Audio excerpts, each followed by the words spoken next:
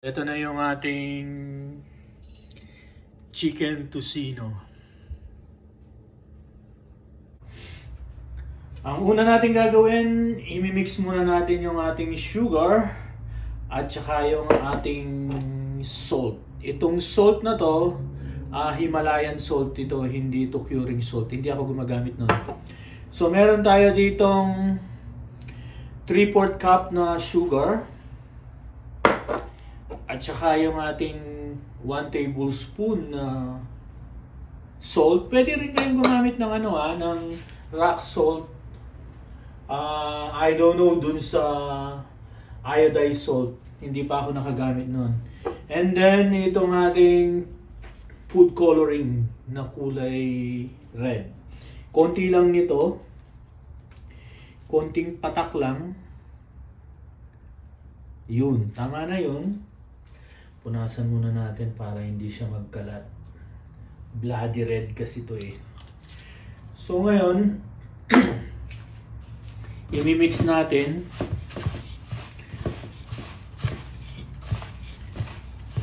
Hanggang maging pinkish itong ating sugar at saka salt. So ito na siya ngayon.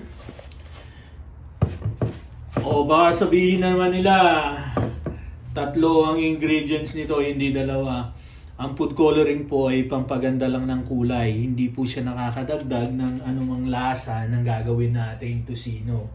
Kaya sinasabi ko, dalawang ingredients lang ang ginagamit ko pagdating sa tocino. Kahit pork man yan, gumawa man kayo ng yung kalabaw, pindang damulag ang tawag nila, tsaka itong ating chicken tocino. So ngayon, ang ginamit ko sa ating meat ng chicken ay yung thigh. Tinanggalan ko lang ng buto, and then tinanggal ko rin yung balat. Pero hindi ko tinanggal itong taba na to dahil ito isa sa mga magpapasarap. So ngayon, ilalagay na natin yung ating chicken meat. And then, i-mix lang natin siya hanggang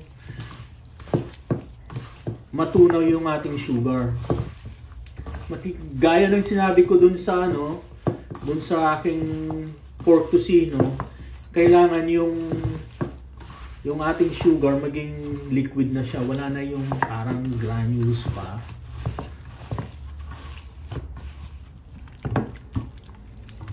Ngayon, ito okay na. Naging naging liquid na yung ating sugar. Hindi na siya, wala na yung buo-buo niya. So, kung sa inyo lang naman, huwag na ninyo lagyan ng, kasi tinuro ko dati, kung magbi-business kayo, lagyan nyo ng yellow, yung mga cubes, and then habang inahalo ninyo, nakakadagdag yun sa timbang ng gagawin nyo. Kasi maganda ang kalalabasan niya. Sabihin ko sa inyo, instead of na tubig ang ilagay nyo, yellow ang ilagay ninyo. At ang tocino, wala po yung pineapple juice. Kung ano-anong nilalagay ninyo, wala pong ganun talaga ang tocino.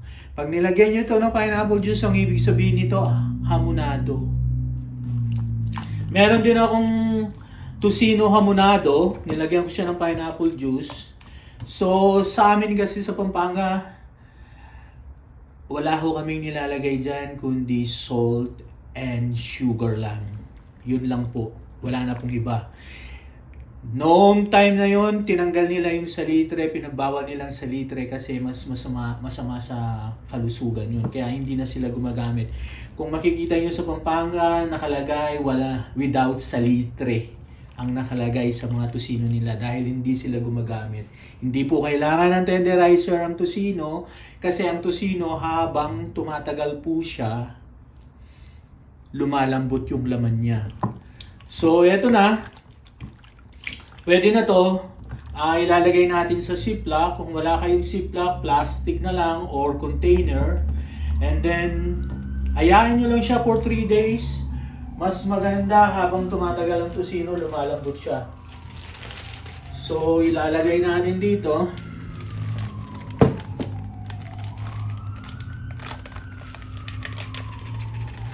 After 3 days, magpiprito na tayo.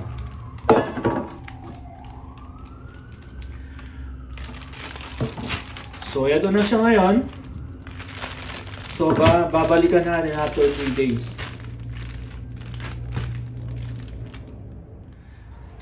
Nakalimutan ko palang sabihin, huwag natin ilagay sa freezer sa chiller lang ng ating fridge.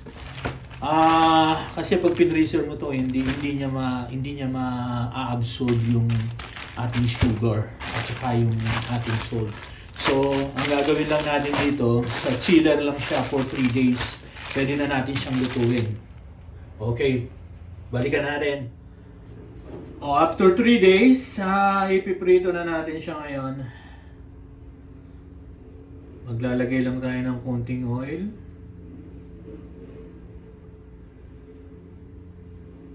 Eto marami nag-comment dun sa aking tocino, yung pork natin. Bakit ko daw siya hinugasan? Ito pala yung ating 3 days.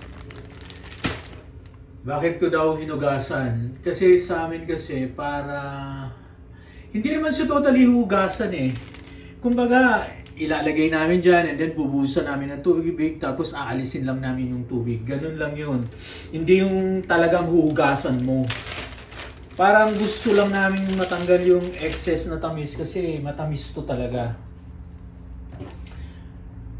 Ganun lang ang ginagawa namin. Pero yung hugasan mo, hindi talaga siya hugasan. Pero nasa sa inyo naman kung gusto nyo hugasan. O hindi. Maraming nag-comment, bakit daw hugasan. Kung ayaw nyong hugasan, nasa inyo naman yun. Kayo naman ang kakain Kasi kami, ito kasi, ang tocino kasi, madaling masunog ito pag excess yung sugar niya. Yung sugar kasi madaling masunog Kaya yan, hindi ko hinugasan to. Tignan natin. Para sa inyo, hindi ko siya hugasan. Para sa mga basher ko pa. Ngayon, ang pagluto lang nito, mahina lang yung ating kalan. And then, huwag mo masyado natin yung lagi natin ito turn. Tingnan nyo yan, ganyan lang naman siya. Huwag masyadong ibali-baligtad para maluto siya kagad. So, ito, pwede na to.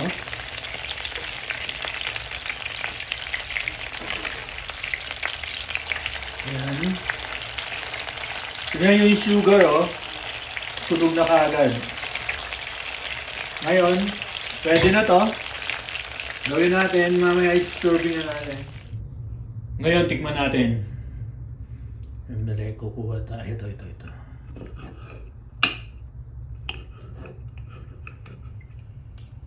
Tapos kukuha tayo ng konting kamatis.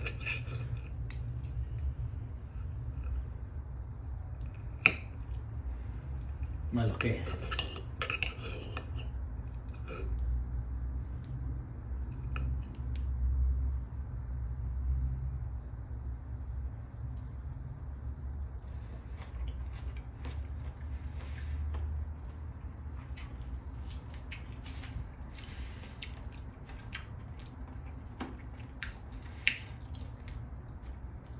Kasing lasa ng tocino noon, yung pork tocino, kaya lang, parang mas masarap ang chicken. Parang mas nagustuhan ko ang chicken tocino kaysa sa pork tocino.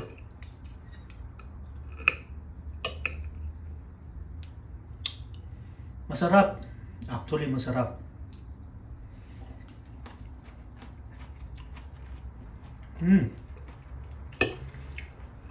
Hindi dahil sa ako nagluto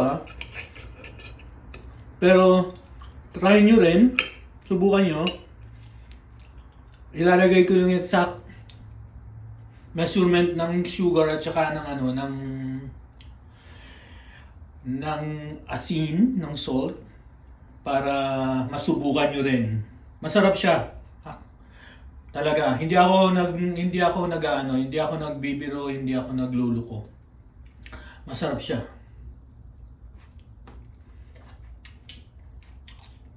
Alam mo, maganda itong pang business.